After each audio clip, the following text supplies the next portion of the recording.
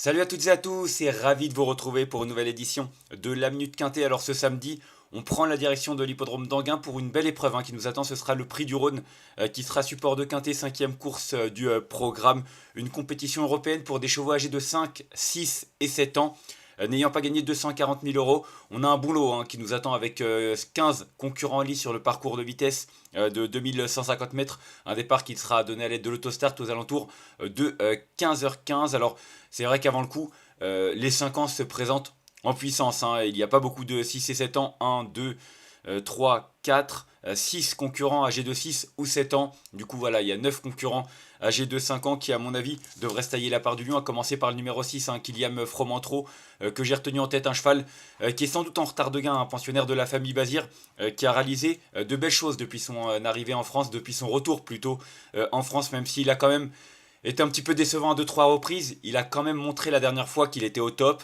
Il s'est classé deuxième de la course référence disputée le 14 mai derrière Jazzman en battant Jet Express ou encore Gilles de Viva. Il y avait également Edgar Saba ou encore Coral Coger qui étaient au départ. En tout cas, il montrait qu'il était en pleine possession de ses moyens 3 jours après avoir terminé quatrième en province. Donc un cheval qui n'est pas embêté par le fait de courir rapproché. Là, il a un petit peu plus de fraîcheur vu qu'il n'a pas couru depuis 10 jours. Il est une nouvelle fois déféré des postérieurs. Il a de la vitesse. Alors, c'est vrai que son unique essai sur l'hippodrome d'Anguin s'est soldé par une disqualification. Mais je pense que ça n'entame pas sa réputation ou ses moyens. Et je le pense vraiment capable de jouer la victoire. Ensuite, j'ai retenu en deuxième position le numéro 11, Rikita JP, qui est vraiment revenu en très grande forme cette année. C'est vrai que l'année dernière, elle a vraiment réalisé une saison 2024 en demi-teinte. C'était pas extraordinaire. Et puis cette année, on sent vraiment une jument qui est revenue bien, qui reste sur 2 victoires consécutives, dont une sur cette piste, pas ce parcours, mais c'était sur cette piste en battant 40 bars. C'était une épreuve du même genre. En tout cas, le fait que la distance soit plus courte ne va pas la déranger. Elle a le numéro 11 derrière les ailes de la voiture, derrière le 3 Jazzman qui s'est démarré, donc c'est pas un problème pour moi. Elle a beaucoup d'atouts dans son jeu. Pour gagner, il faudra quand même que ça se passe bien, mais clairement elle est capable d'aligner une troisième victoire consécutive, ce sera sans doute une question de déroulement de course. Ensuite, j'ai retenu en troisième position le numéro 13, Cavalade Pad. C'est une jument de classe, Cavalade Pad, anciennement entraînée par Sébastien Ouivet, je crois. Ouais, c'est ça, entraînement Sébastien Ouivet par le passé. C'est une jument qui a couru quand même face à l'élite de sa génération. L'avant-dernière fois, elle a terminé deuxième de groupe 2 face aux meilleurs juments de sa génération.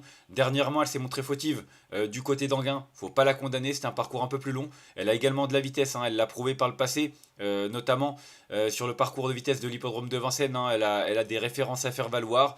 Elle est également en seconde ligne, comme le numéro 11, mais je pense que Alexandre Rivard a fait son choix. C'est vrai qu'il y avait également Jazzman qui aurait pu mener. Le fait qu'il soit sur Cavalette Pad, ça m'a incité à le retenir devant et à le retenir vraiment en confiance. En tout cas, pour moi, elle fait partie des priorités pour les places sur le podium.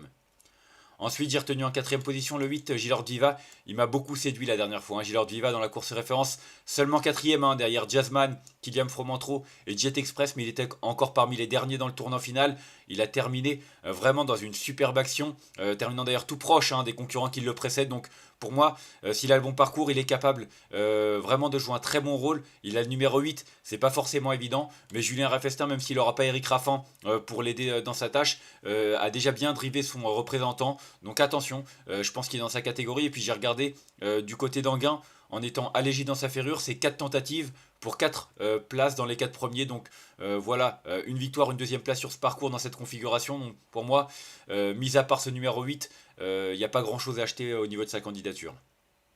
Ensuite, en cinquième position, j'ai retenu le 3 Jazzman. Je l'aime bien, Jazzman, évidemment, je l'ai retenu, il n'y avait pas le choix, mais ce que je veux dire, c'est qu'il a eu un parcours de rêve la dernière fois. Il s'est imposé avec la manière, mais c'est vrai qu'il était dans le dos de 40 bars à 2 au carré. Il a pu sortir quand il a voulu, derrière il a super bien jailli, ça on ne peut pas lui enlever. Maintenant, il faudra que ça se passe une nouvelle fois comme ça, parce que même s'il est dans sa catégorie, qu'il a prouvé qu'il était capable de devancer la plupart de ses rivaux, il a quand même besoin d'un parcours sur mesure pour y parvenir. Si c'est le cas, il peut même lutter pour la victoire. Moi, je l'ai retenu seulement cinquième position parce que c'est vrai que ça peut vite être, ça peut aller vite dans ce genre de course où il peut y avoir des relais, il peut se retrouver loin même s'il est bien placé en début de parcours. Donc voilà, c'est vraiment une question d'impression et une question voilà, de feeling par rapport au déroulement de course. Mais en tout cas, s'il a le bon, ouais, sa place, elle est sur le podium, clairement. Ensuite, j'ai retenu en 6ème position le numéro 2, Edgar Saba. C'est presque un regret de le retenir aussi haut, aussi loin. 6ème position maintenant. C'est un cheval qui vient d'effectuer une rentrée qui était certainement nécessaire. Il n'a pas démérité. Puis surtout, 3 courses à Enghien, 2 victoires et une 3ème place. Et sa victoire, elle a eu lieu sur ce parcours. C'était un quintet l'été dernier devant Knock on Wood. Keep Going qui a gagné le critérium derrière. Franchement, quant au Avis, quand on voit ça, on se dit clairement, il est même un peu déclassé. Maintenant, une course dans les jambes, est-ce que ce sera suffisant? Gabriel Germini ne lui sera pas associé, hein, lui non plus n'est pas là, comme Eric Raffin, ils sont du côté de Solvala pour le week-end de l'Elite Lopette, mais il ne devrait pas y avoir de soucis, il a un bon numéro derrière les ailes de la voiture. Non, il est dans sa catégorie, comme j'ai dit, même un peu limite déclassé. Ça va être lui aussi une question de parcours, mais s'il est suffisamment affûté et qu'il est monté sur sa course de rentrée, il peut vraiment frapper un grand coup. Ensuite, j'ai retenu en 7ème position le 14, Jet Express, encore un cheval de classe. Il a été offensif la dernière fois. Je m'y attendais pas forcément. Il a pris tête et corde. Il a été courageux, même s'il n'a pu faire mieux que 3ème de la course référence. C'était très bien. Là, il ne sera pas plaqué des antérieurs. Et puis surtout, il est en seconde ligne avec le 14. Ça complique un petit peu sa tâche. C'est un cheval qui a clairement la capacité pour remporter une telle épreuve. Mais en seconde ligne, avec un tel numéro, bah, pour moi, c'est plus un placé potentiel qu'autre chose. Et enfin, en 8ème position, j'ai retenu le 4, Carlito. Difficile de savoir où il en est. Il a couru 2 fois cette année, 8ème, distancé. Et même en fin de saison dernière, distancé, c'est pas extraordinaire. Maintenant, c'est un cheval de classe. Il a quand même couru Critérium. Il a fait l'arrivée même de Critérium. Hein, pas de Critérium, mais de la Sulky World Cup, groupe 1, l'hiver 2023-2024. Donc, un cheval qui a montré vraiment qu'il était capable de rivaliser au plus haut niveau. Maintenant, il y a le doute sur sa forme actuelle. Il est quand même déféré des postérieurs. C'est à noter une configuration dans laquelle il a réalisé de très belles choses. Donc attention, faut vraiment s'en méfier malgré tout, même si ses dernières sorties ne sont pas extraordinaires. Et enfin, en cas de non partant, j'ai retenu le 5, Jaguar Marengour. Il reste sur une bonne 5ème place. C'était sur 2100 mètres. Maintenant, il était battu par Gilord Viva. Mis à part ça, c'était un lot qui était moins relevé. Alors l'engagement est bon, hein, il est en première ligne, il est pas trop mal placé. Maintenant, j'ai quand même peur que l'opposition soit un petit peu forte pour lui. C'est un cheval de 600 face à des 5 ans qui sont meilleurs que lui en valeur pure. Donc voilà, c'est juste un regret de ma part, mais attention, pour une petite place, il est pas hors d'affaire. On va faire un petit récapitulatif de ma sélection avec le 6 que j'ai retenu devant le 11, le 13, le 8, le 3, le 2, le 14 et le 4. Et en cas de non partant, le numéro 5. En conseil de jeu, bah c'est vrai que le numéro 6, Kylian Fourmentro, je l'aime beaucoup. Le 11, Rikita JP. Franchement, on peut rien lui reprocher à l'heure actuelle. Et puis le 13, Cavalat de Patte, que je reprends confiance. Honnêtement, je sais pas si c'est mieux de prendre des bases ou de faire un combiné. Parce qu'il y a des chevaux qui sont un peu fautifs.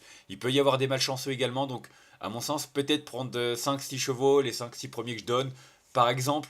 Parce que la course est quand même assez ouverte. Mais à mon avis, la course peut nous réserver quelques surprises.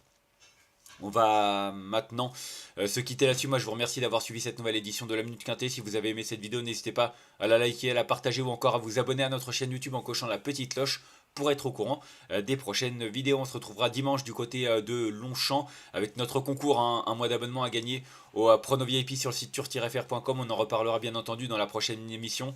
D'ici là, je vous souhaite une excellente journée et de bons jeux à tous. Bye bye.